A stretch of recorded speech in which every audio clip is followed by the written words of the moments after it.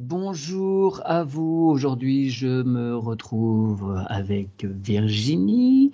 Il se trouve que cette dame, Virginie, assez récemment, a profité un petit peu de ses vacances pour se rendre physiquement dans un lieu fort convoité touristiquement, mais aussi au niveau énergétiquement. Il s'agit de l'Égypte. Et on serait intéressé pour aller voir au niveau vibratoire et énergétique ces lieux qu'elle a visités dans le physique. Donc, Virginie, sur ton écran, je te demande d'aller voir tout premièrement la vallée des rois.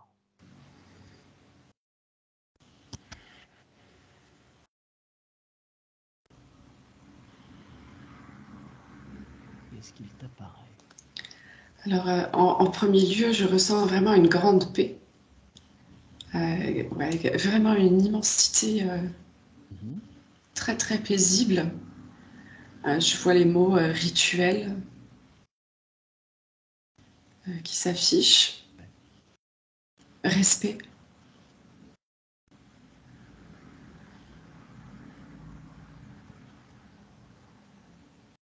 Oui, ça me dit que c'est vraiment un grand lieu sacré. Pourquoi ils ont décidé, pendant cette période de l'Antiquité égyptienne, d'en faire un lieu de sépulture? Qu'est-ce qu'il y a dans ce lieu à l'origine? Il y a quelque chose de particulier?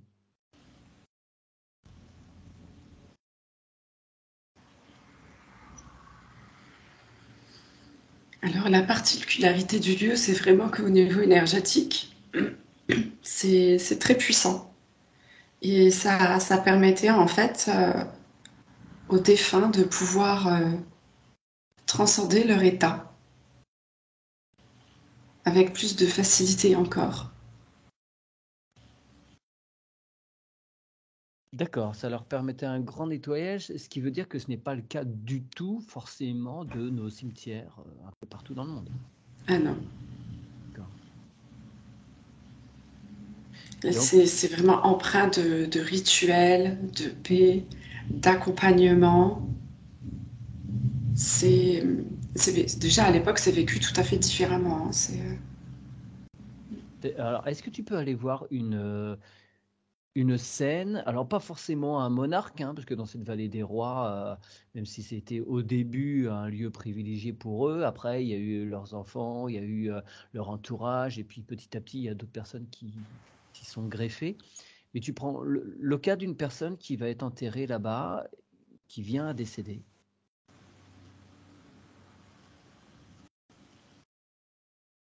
Qu'est-ce que se Euh, passe autour? alors ça me renvoie à un grand voyage initiatique, tu vois. Ouais. Les personnes qui sont appelées à apporter leur sépulture là-haut sont différentes à quelque part, tu vois. Elles sont prédestinées à faire un voyage différent.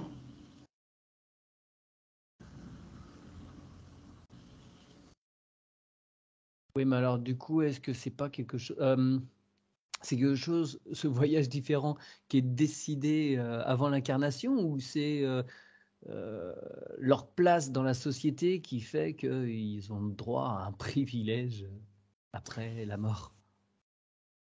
En fait, leur place évidemment influe, mais de leur position, de leur place, des enseignements leur sont donnés et ils vivent des choses qui font que ça les ramène jusqu'à ce privilège à quelque part, mais c'est parce que c'est un voyage, c'est pas vu comme un privilège, c'est vu comme un voyage qui coule de source, quoi.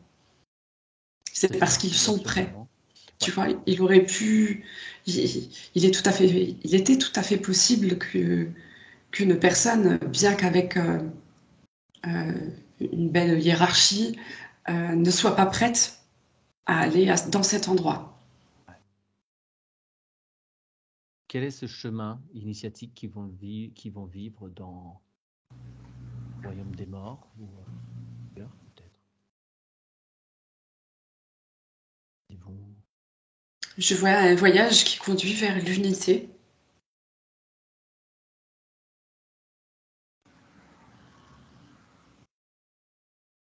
C'est vraiment la conscientisation euh, de tous les aspects possibles dans la matière et dans la non-matière. Et, euh, et ce jusqu'à aller jusque dans son unité la plus possible, la plus possible en fait. Je trouve pas d'autre mot. Tu veux dire que ces êtres-là qui sont enterrés là-bas, en fait, ils accèdent directement à l'éveil et à l'unité?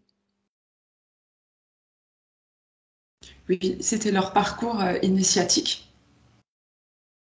aussi, de d'avancer jusque dans leur unité.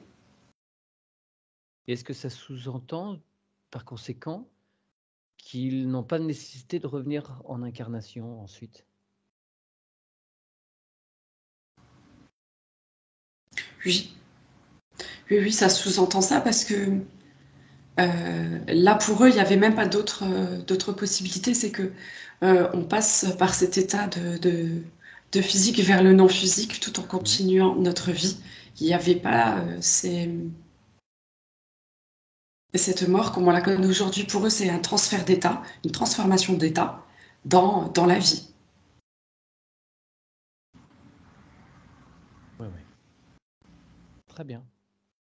Alors, est-ce que tu vois que ces êtres sont soumis dans la mythologie égyptienne? On voit ces Osiris, Anubis ou qui pèsent l'âme de la personne pour savoir si elle est juste, si son cœur est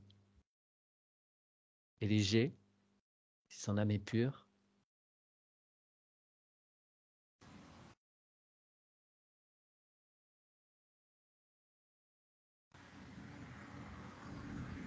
Est-ce que tu vois ces êtres se présenter au jugement divin? Non, je vois pas. Ok.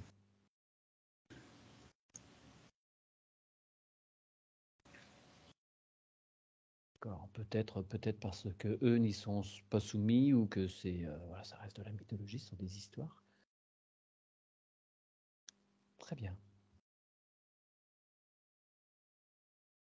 On peut, tu mets sur pause cet écran où tu es dans la vallée des rois et tu te rends dans un cimetière de l'Égypte actuelle. Est-ce que tu vois qu'ils ont conservé certains rites d'accompagnement aux défunts? Hmm. Non. Mm-mm. Ça n'a plus rien à voir. Non, non, non, non. D'accord. On me montre que tous les enseignements ont été mélangés partout. Ils ont été euh, emmenés à droite à gauche, ils ont été dispersés Hmm. pour être sûr que personne ne puisse l'utiliser. Ben oui, il ne faudrait pas perdre des esclaves potentiels dans l'incarnation, c'est ça? Mm, tout à Alors, fait. alors, on retourne dans la vallée des rois et du coup, on va aller voir ces protocoles, tout ce cheminement que les gens mettaient autour du défunt. Qu'est-ce qui est essentiel pour accompagner le défunt?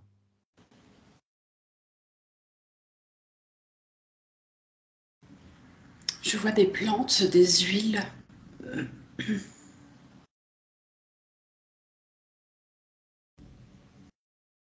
Les plantes, elles sont séchées, brûlées? Je les vois sous plusieurs formes. D'accord. Oui, je vois des plantes même fraîches en rameaux qu'ils utilisaient comme pour Chassées? balayer autour du corps au niveau énergétique. Les huiles, elles sont mises sur le corps? C'est pour embaumer la pièce.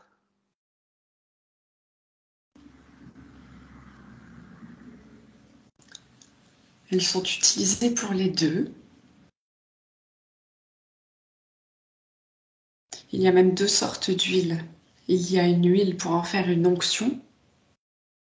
Cette huile-là, c'est une huile où des plantes séchées ont macéré dedans.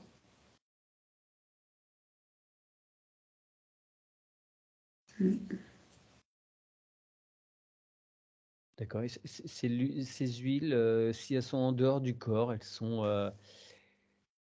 servent à, elles sont brûlées, ou elles restent là comme ça et elles se diffusent. Alors, il y en a qui sont diffusées et cette huile qui a macéré avec les plantes séchées, elle sert à oindre le corps, même par massage par endroit. Et le but était que l'âme et toute l'énergie sortent parfaitement bien du corps Ouais.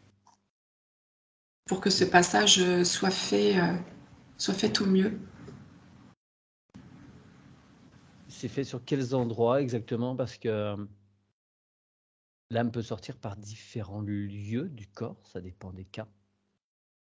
Alors je vois que c'est beaucoup nettoyé, enfin c'est beaucoup massé au niveau du plexus, Ouais, les mains et les pieds. d'accord.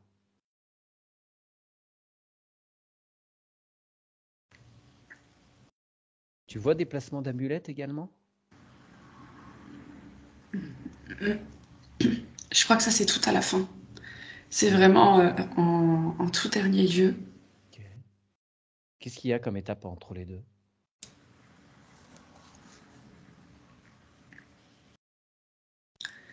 Donc après le massage, je vois vraiment que tout est fait avec soin. Je vois un beau costume, enfin un costume, non, les habits qu'il portait,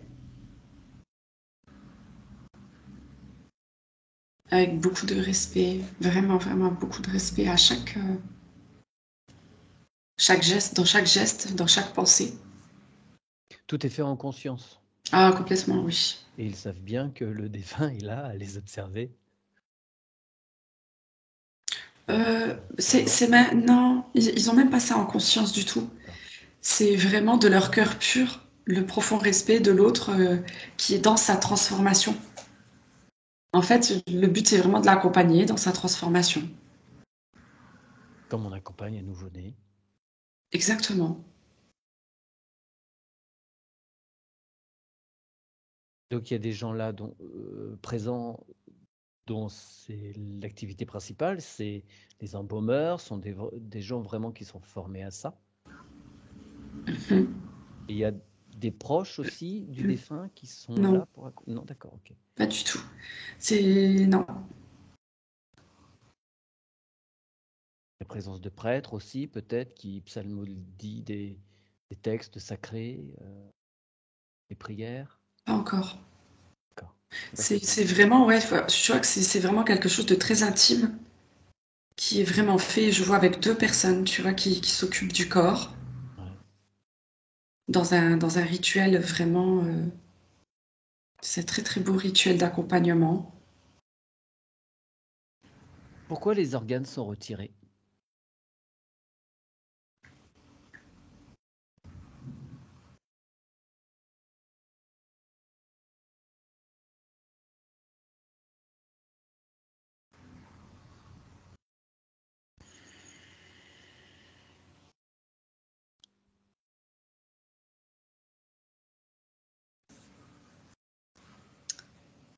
J'ai pas de réponse là, Mathieu.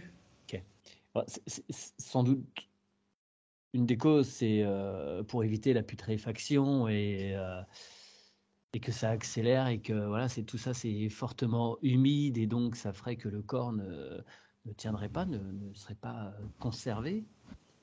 Pour une momification, il faut retirer ses organes, mais est-ce que ça ne manque pas aux défunts? Est-ce que dans le travail d'abandon de son corps, ça ne pose pas de problème que le corps ne soit plus entier? Ben, dans ce que moi j'étais en train d'observer, en tous les cas, il n'y avait pas de retrait d'organes encore. Donc si tu veux, là, je... Hmm. Ok, alors avance un petit peu dans le cérémonial Mhm.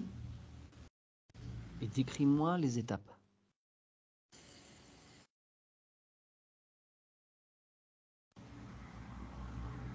On va accélérer un petit peu, hein, parce que je pense que ça peut faire un Mhm. paquet d'heures. Alors voilà, ils lui remettent ses beaux habits, Ouais. ils le remettent dans son tombeau. Et c'est à ce moment-là qu'ils donnent qu'ils mettent les objets avec lui. Mhm.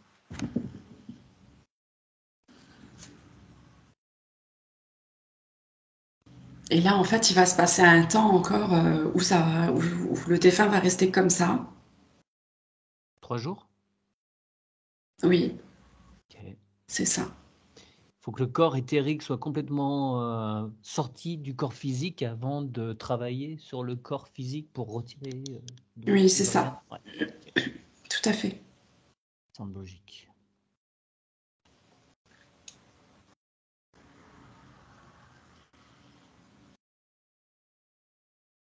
Oui, et après, du coup, ce ne sont pas les mêmes personnes qui viennent s'occuper du corps. Ouais. Là, on était vraiment dans un rituel qui sépare l'esprit de la matière. Et, euh, et après, du coup, on travaille directement sur la matière. Oui. D'accord. Où là, effectivement, on voit les prélèvements d'organes. Et seulement là, en fait, ils peuvent procéder à la momification.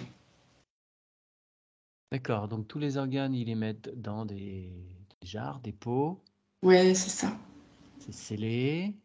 Ils les accompagnent d'amulettes. Mm. C'est mis aussi, ça, oui, c'est plongé dans de l'huile aussi. Oui. Tout ça est déposé à proximité du corps ou dans des chambres à côté des fois. Mhm. Ensuite, ils placent des amulettes sous les bandages. C'est ça. Ils sont en train de mettre tous les bandages. Ouais. Est-ce que tu peux demander aux gens qui sont en train d'officier pourquoi ils tiennent à préserver le corps physique plutôt que de le brûler pour qu'il tout soit transmuté?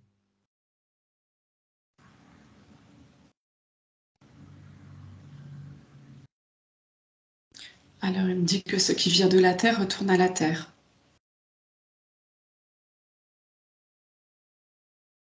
Ça ne doit pas passer par le feu. D'accord, mais alors du coup, le fait de momifier, nous, on a il y a des momies retrouvées qui ont plus de 4 000 à 5 000 ans. Ils sont pas retournés à la Terre du coup. Oui, mais ça fait état de matière. Si tu brûles, ça fait état de poussière. Et ça disparaît. D'accord. Et ça porte préjudice à l'être qui est parti ou pas? Le fait de brûler, incinération.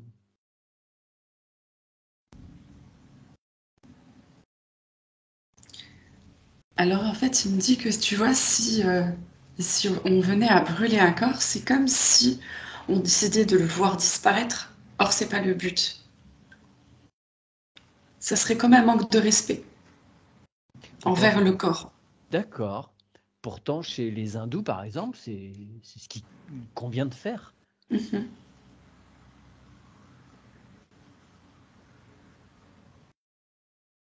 Voilà, chacun sa vision des choses. On va pas discuter peut-être là-dessus, mais d'accord. Donc c'est leur façon de voir Oui. le respect de la personne qui est partie. Le brûler, ce serait l'oublier, quoi. Mais disons que dans leur tradition, Hmm. ça se présente pas, quoi. Ok, très bien. Très bien, très bien. Donc, ils finissent l'embaumement, de retirer le cerveau par le nez avec des petits crochets. Bref, ils mettent le corps dans un sarcophage. Est-ce que pendant tout ce temps-là, il y a aussi quelque chose de l'ordre de la prière? Est-ce qu'il y a des gens qui accompagnent par des récitations de textes? Pas.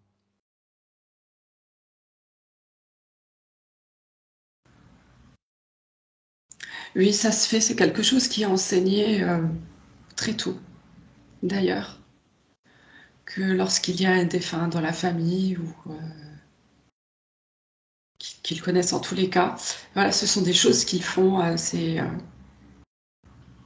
automatique. Ok. Dans l'Antiquité plus romaine, peut-être grecque aussi, il y a ce qu'on appelle des pleureuses. Est-ce qu'ils ont ça en Égypte ancienne? Non, non, non, non. Moi, ça me montre vraiment, tu vois, que quelqu'un qui s'en va, en fait, c'est une transformation. Hein. Il s'en va vers son grand voyage et c'est pas quelque chose de dramatique, en tout cas, tu vois. Ok, d'accord. Très bien. Les tombeaux sont refermés après ce travail? Ouais. Et dans celui-là, par exemple, je vois vraiment qu'ils mettent toutes les jarres à côté. Ouais. Tout est à l'intérieur du tombeau.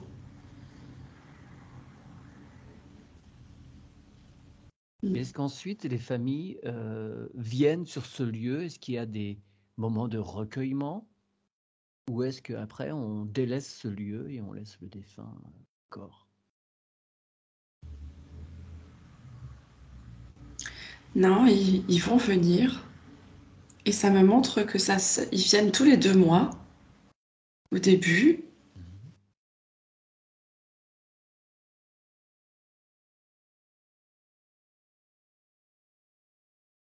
Et puis après, tout doucement, ça s'estompe. C'est vraiment comme pour créer un lien avec le corps du défunt.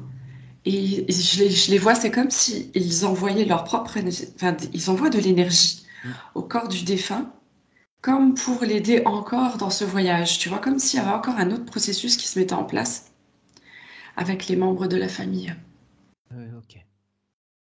Mais il reste à l'intérieur de- du temple, enfin du temple ou de la sépulture, quoi. Ou est-ce qu'il rentre à chaque fois? Parce qu'il y a tous ces temples-là, il y a des allées, parfois plusieurs chambres. Est-ce qu'il pénètre à l'endroit où il y a toutes ces belles peintures ou il reste à l'extérieur? Non, non, ils rentrent à l'intérieur. Hein. Ouais. D'accord, ok.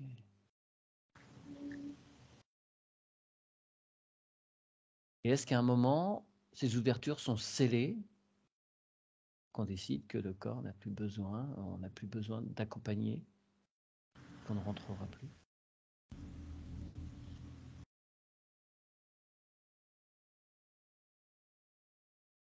Ben, en fait, il y a pas besoin de sceller, si tu veux. D'accord. Alors que les tombeaux soient en bois ou en pierre, ça n'a pas besoin d'être scellé parce que tout le monde est dans ce même respect.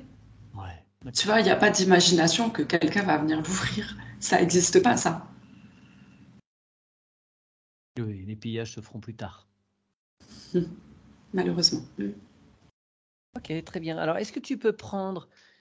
Alors, tu étais en train d'observer là, des gens s'occuper d'un défunt. Est-ce que tu peux aller voir ce même défunt et voir, lui, comment il expérimente les choses, tout ce qui est fait sur et autour de lui?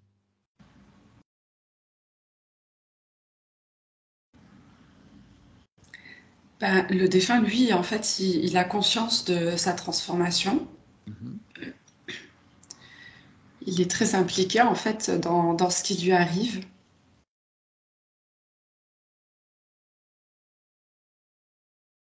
Et ouais, il y porte une attention toute particulière. Mm. Ouais. Il est content de faire ce voyage. Il n'est pas en train de se balader à gauche à droite. Non, pas du tout. Ouais, il reste très présent sur place et il accompagne. Ok. Pendant ces 3 jours en particulier, ces 3 premiers jours, ou même longtemps après, il restait là? Non, pendant les 3 premiers jours, c'est vraiment pour qu'il soit le plus complet possible. Et une fois qu'il est complet, en fait, c'est comme s'il était dans un endroit particulier et puis qu'il allait, que d'autres, peut-être pas des ancêtres, mais en tous les cas, que d'autres énergies viennent le chercher. Il va continuer son chemin sous d'autres formes, vers d'autres aventures. Ok, C'est ça. très bien. Merci, on va laisser là cette vallée des rois. Tu peux couper cet écran-là, tu en allumes un autre. Et nous allons nous rendre à Karnak, avec des K et non des C. Il s'agit bien du Karnak en Égypte et non pas le breton.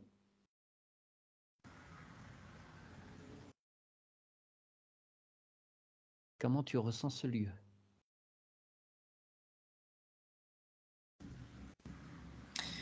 Pareil, vraiment d'une grande paix, d'une grande harmonie. D'accord.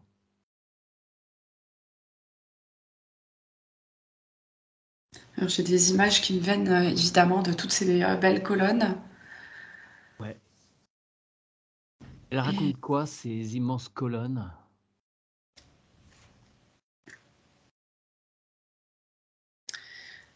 Alors, elle raconte la vie, et la vie presque un peu sous forme spirituelle de prière, on va dire. Et,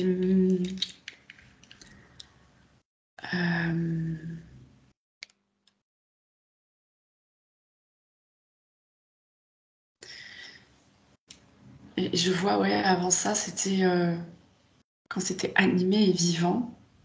Excellent, ouais. Ça fait presque penser à un côté un peu comme la Grèce antique, tu vois, avec toutes ces colonnes.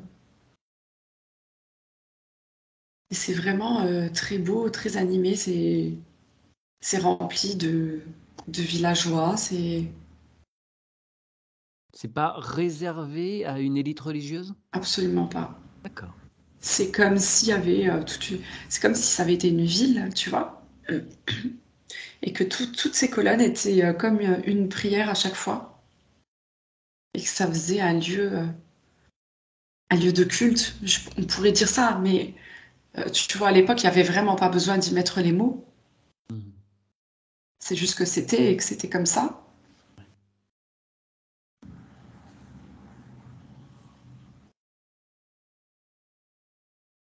Et sur ce lieu, il y a 3 enceintes, on va dire. Il y a trois rectangles.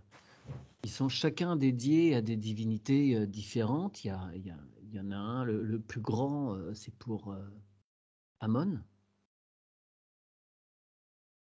Est-ce que tu Mhm. peux demander la présence de cette divinité? Est-ce que quelqu'un se présente?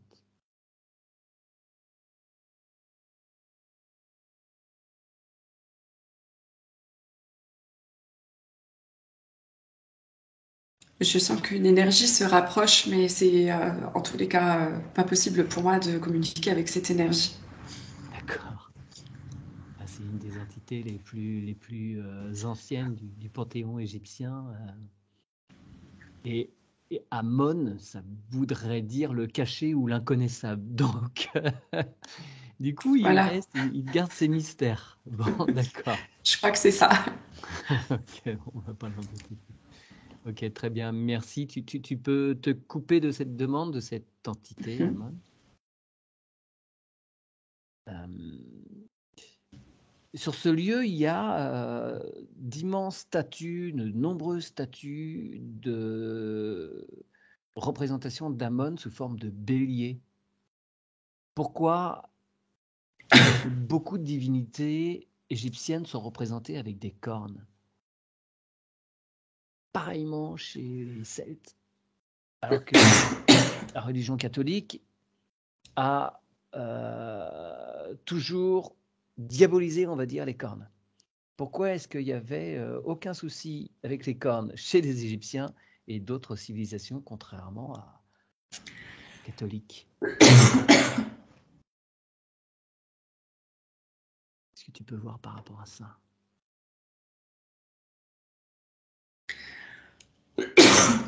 Excuse-moi. Je pense que les cornes, ça a été détourné bien après, parce que si tu veux, jusque-là, dans ce que je pouvais percevoir, que les animaux aient des cornes ou pas, ça ne faisait aucune différence. Ouais, d'accord.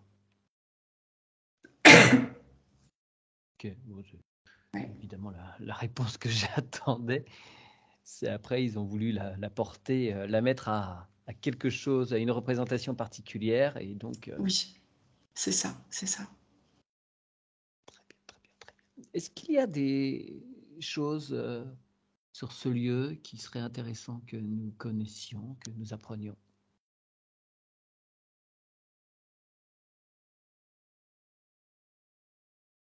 Est-ce qu'il y a un ressort des sensations?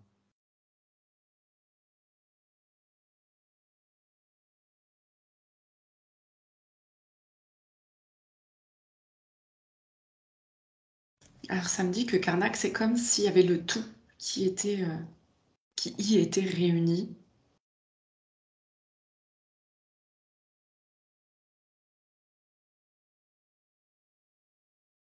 Une profondeur de conscience, Hmm.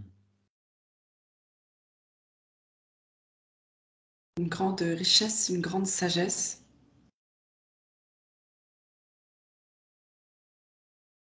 Et une autonomie totale, c'est ouais. Parce que là-bas, sur place, donc ces temples étaient dédiés à Ammon, à déesse mère, qu'à Amon aussi, qui est une représentation masculine très, très élevée. Du coup, il y a cette notion d'unité qui se fait entre eux. Ouais. Et est-ce que sur ce lieu, tu sens encore cette ferveur qui devait être entretenue à l'époque? Est-ce qu'il y a toujours quelque chose de présent qui était mis en place par la ferveur humaine?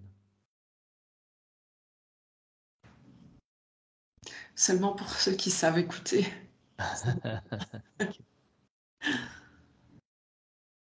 Et est-ce que ce flot de touristes ne vient pas un petit peu perturber les énergies du lieu? Alors ça me dit non, parce que les énergies du lieu, elles sont éternelles, ça me dit. Ouais. Et puis ça permet à certaines personnes en fait d'évoluer. Vibratoirement aussi, c'est ouais, ça change. Est-ce qu'on peut considérer ce lieu comme d'autres, un petit peu comme des lieux de nettoyage, mine de rien? De réalignement? Comme les dolmens, les alignements mégalithiques? Oui, oui, oui, bien sûr. Et puis c'est transcendant, ça me dit. D'accord. Alors, je viens d'évoquer les alignements mégalithiques.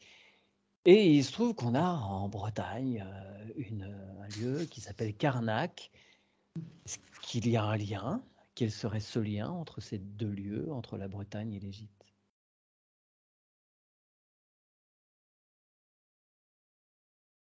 Mais déjà, ce sont de hauts lieux énergétiques, ça Mhm. c'est sûr.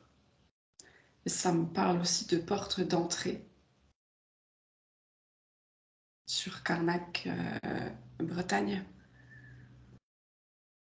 C'est comme une entrée énergétique. Ok. Ce sont deux lieux vibratoirement liés.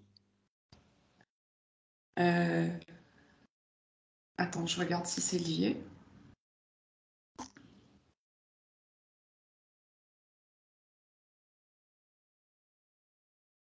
Ils ne sont pas forcément liés directement. Mais en tous les cas, ce sont deux hauts lieux énergétiques puissants. D'accord. Et pourquoi on les retrouve sous la même la même prononciation. Pur hasard? Non, non. Il y a eu une passation de connaissances d'un lieu à l'autre?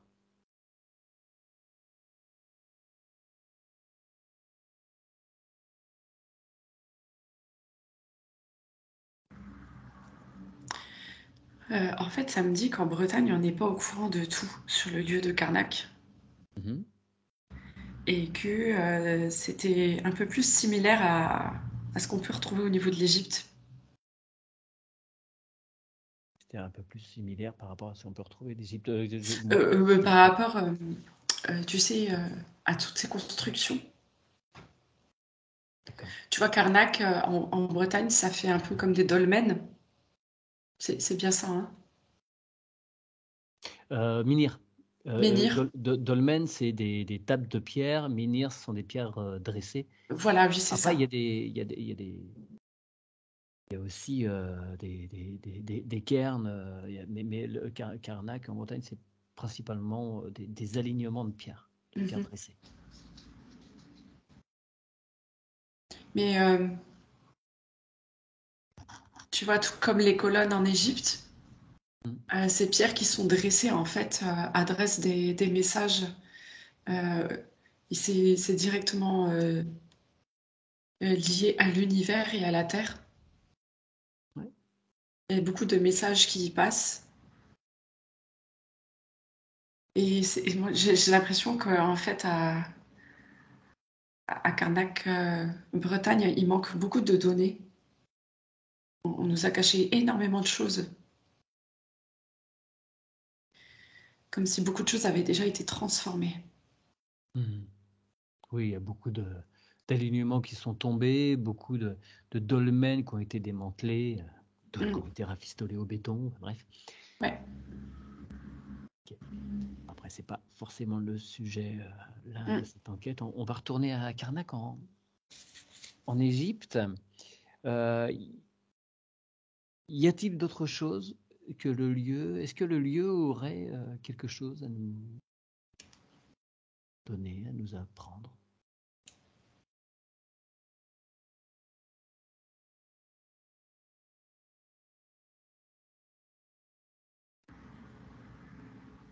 Enseignement du passé. Oui, c'est ça, l'enseignement du passé, comme tu le dis. En fait, celui qui est prêt, qui voyage là-bas, en fait, se voit reconnecté à de possibles mémoires. Ouais.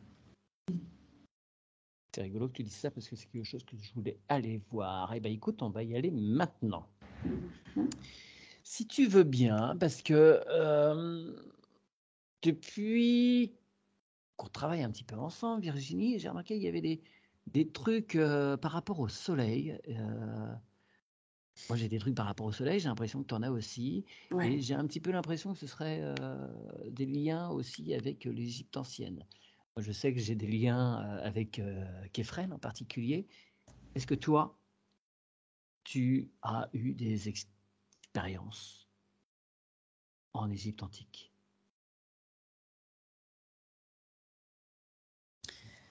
Alors, oui, j'ai eu aussi plusieurs vies.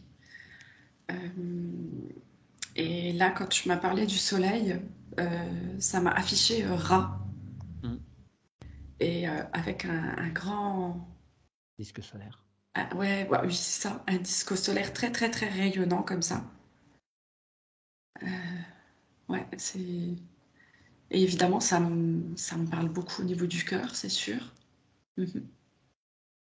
Et j'ai toujours cette phrase qui vient, les enfants du soleil, tu vois, c'est. Il y a quelque chose qui fait partie de tout ça. Ce sont des indices qui nous rapprochent d'une vérité, d'une mémoire. Hmm. Est-ce que tu veux le regarder un petit peu plus précisément ce que tu faisais en Égypte? Bon, ça c'est après, c'est à toi de prendre la décision.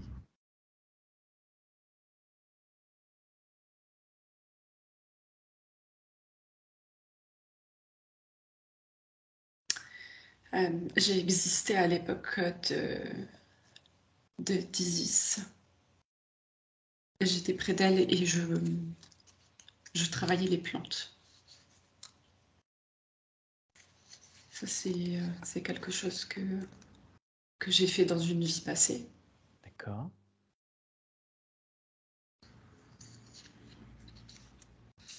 Ah, Il s'occupait beaucoup des enfants. Tu vois, c'était vraiment...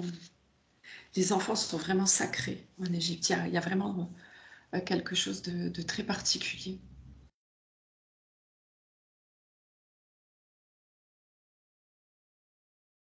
Est-ce que tu peux demander la présence donc de cette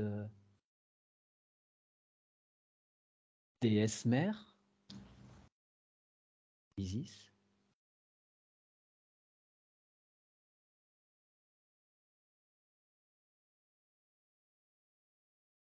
Elle est là.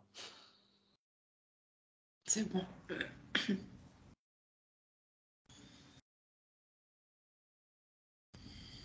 Est-ce qu'elle accepte d'échanger avec nous? Oui.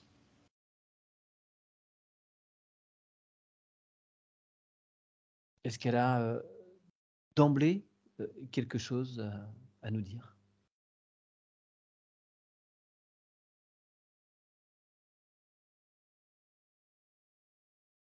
En fait, je sens qu'elle observe ce qui se passe. Ça l'attriste de voir en fait ce monde presque monochrome, ce monde presque sans intelligence, tu vois, ce monde endormi.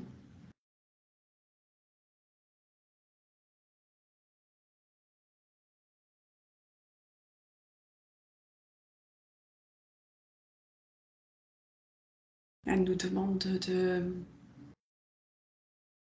retourner en nous, de cesser de se perdre à l'extérieur, refaire toutes nos connexions avec qui nous sommes et avec qui nous avons été, d'aller rechercher nos mémoires pour manifester nos énergies les plus complètes possibles. Ne pas oublier que nous sommes des êtres tous très importants.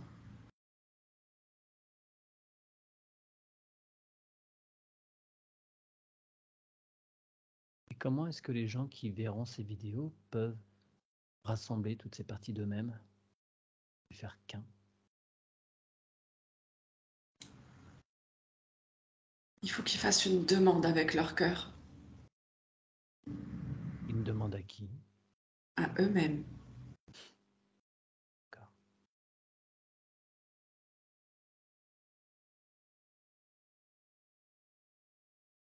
Est-ce qu'ils doivent faire un petit peu comme ce que l'on fait, nous, lorsque des gens font appel à nous et qu'on leur demande de réaligner, C'est ça. demander à tous les doubles de revenir? C'est ça. Il est temps de se réunir en soi pour se réunir tous ensemble.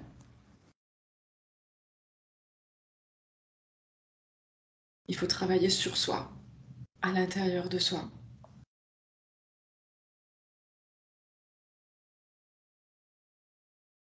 Est-ce qu'elle reste œuvrée pour l'humanité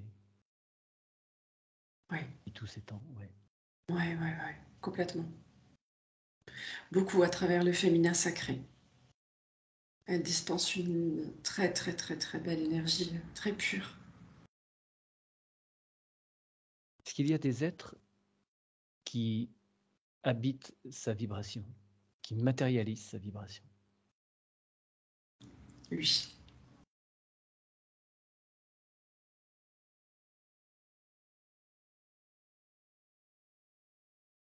Et pourquoi est-ce qu'il n'y a pas plus d'êtres qui portent sa vibration pour que l'on puisse tous se nettoyer plus rapidement? Eh bien, et ça, c'est une connexion qu'on a avec elle. D'accord. Tout comme on peut avoir une connexion avec Marie ou d'autres divinités, tu vois. Oui. Donc, tu parles de Marie, justement, pour moi, mais après, c'est peut-être une fausse croyance, Marie et Isis ont la même vibration, sont les mêmes archétypes. Enfin, ils répondent au Oui, même archétype. On est d'accord de dire c'est ça. ça, tout à fait. Est-ce qu'elle a eu de nombreuses incarnations sur Terre?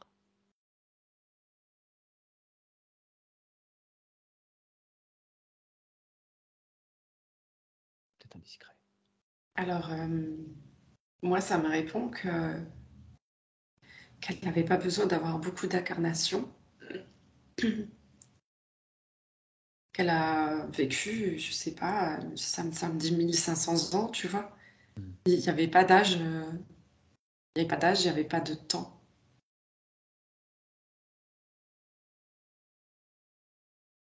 Est-ce que lorsqu'elle était Isis, elle était soumise au voile de l'oubli? Ou elle était pleinement déesse?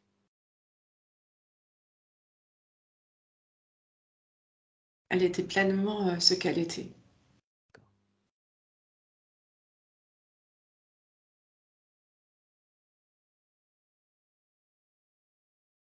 Il se trouve que on est quand même nombreux aujourd'hui, en 2022, avoir eu des incarnations à ces lointaines époques atlantes, égyptiennes, palestiniennes, il y a 2000 ans, à des moments cruciaux d'histoire. Pourquoi est-ce qu'on revient là? Pourquoi est-ce qu'on est revenu aujourd'hui? Alors, tu le sais. Ben oui, mais c'est pour nos auditeurs. Tu es revenu émaner qui tu es. Tu dois vibrer qui tu es. Chaque personne doit vibrer qui elle est. Chaque vibration est importante pour la planète aujourd'hui.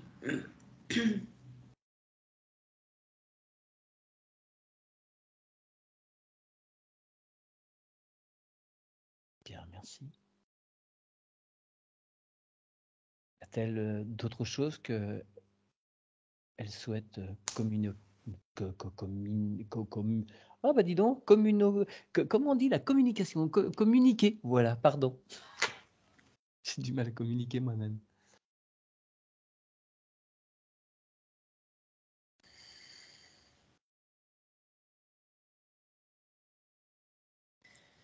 Non, soyez vous-même, vraiment. Très bien, Soyez dans votre cœur. tu la remercies infiniment pour le temps qu'elle nous a accordé.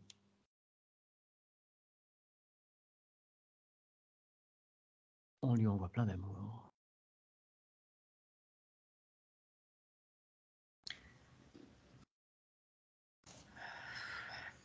On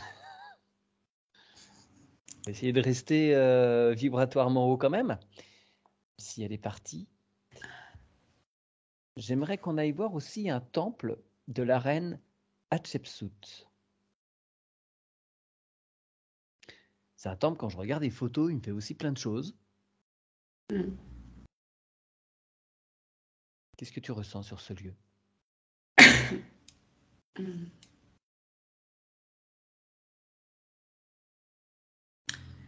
Euh, je vibre beaucoup. Quand j'y étais physiquement, les larmes me sont montées. Ouais. Oui, voilà, quelque chose de fort qui s'est produit. Et effectivement, ce temple est très, très chouette. Euh, Néanmoins, j'ai cette sensation de déchirure, tu vois. Pourquoi? Comme si ça a été une perte tellement brutale. Cette princesse qui s'est éteinte trop tôt, Hmm. qui a quand même, j'ai la sensation choquée. Comme si personne ne s'y attendait, tu vois. Qu'est-ce qui lui est arrivé? Est-ce que tu peux lui demander d'être présente?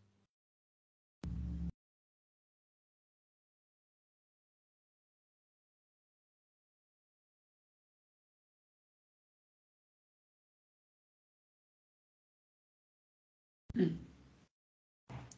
Elle me dit que sa mort a été un complot. Ouais, c'est le souci de la royauté, c'est qu'on finit Oui. régulièrement mal. D'accord. Elle a pardonné? Oui, oui, bien sûr. Et effectivement, oui, ça a troublé beaucoup autour d'elle. Pourquoi est-ce que toi tu ressens, pourquoi est-ce que toi, Virginie, tu as ressenti ça sur ce lieu?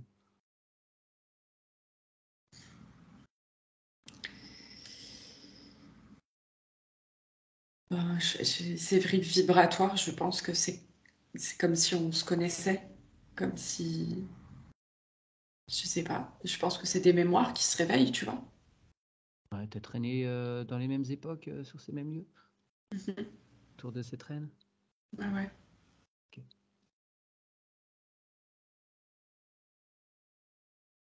Est-ce que tu as un travail, toi, de ton côté, à faire par rapport à ça? Peut-être un pardon à faire, des choses à éclaircir, des choses à alléger, dont tu veux te débarrasser?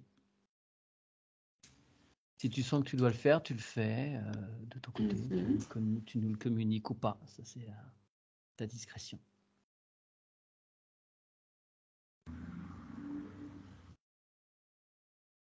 Temps nécessaire.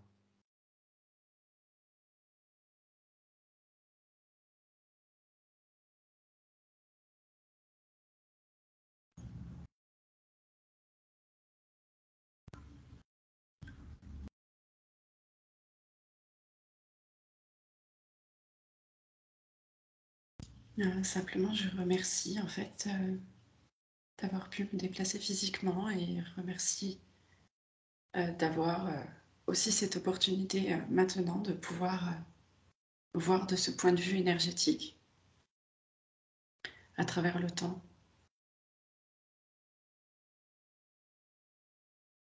Très bien. Mm. Super. Est-ce que tu veux voir d'autres choses sur ce lieu?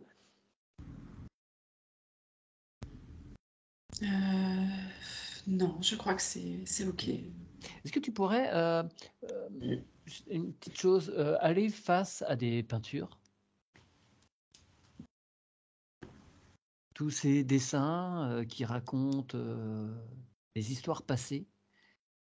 Est-ce qu'il y a quelque chose de vibratoire, d'énergétique qui ressort de ça? Est-ce qu'en regardant ces peintures, qui doivent dater de 3500 ans en gros, là, au temple d'Hatshepsut, est-ce qu'il y a des choses que les êtres aujourd'hui peuvent ressentir vraiment? Est-ce qu'il y a un message vibratoire?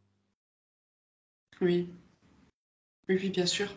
Quoi qu'il se passe, c'est forcé qu'il y ait des messages vibratoires là. Ok.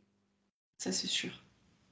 Ils sont destinés à quoi? Qu'est-ce qu'ils transportent comme message? Mais après, ça dépendra de chacun. D'accord. Mais en fait, voilà, ça un réveil de mémoire.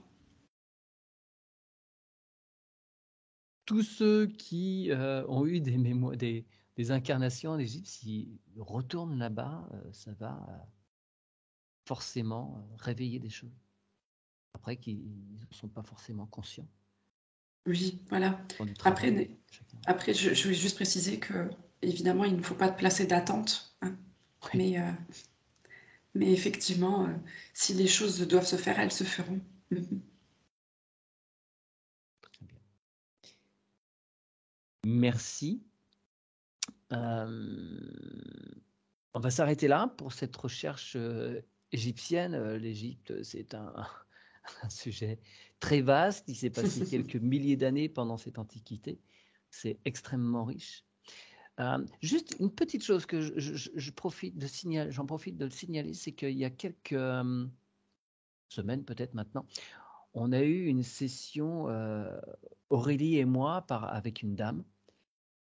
Et il se trouve que malencontreusement, il y a eu un souci d'enregistrement parce que cette dame avait eu dans son arbre généalogique des malédictions et on s'est retrouvé face à une femme qui était extrêmement puissante. Et au moment où on était en train de voir ça, l'enregistrement s'est arrêté et je m'en suis rendu compte que trop tard.